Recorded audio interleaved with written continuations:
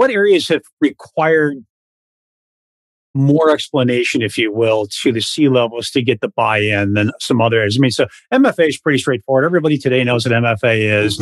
Unfortunately, the bad guys, some of us know how to get around MFA.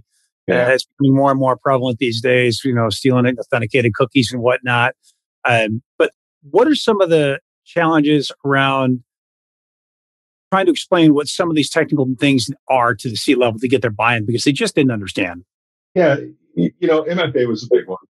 Every time you add MFA, or every time you say, you've got to do a token check on, when you log into Salesforce or whatever, we've got to go through single sign-on. They think it's the end of the world. It's adding an extra step. It's gonna blow out their processes. But the reality is, you just got to kind of hold that line and push them through, because it really doesn't, and it becomes habit and part of the process very quickly. I think the bigger challenges that we faced, personally, were in the, kind of the data encryption, and how that impacted their other tools. And really it just, going back to how do you convince them and how do you bring them on board?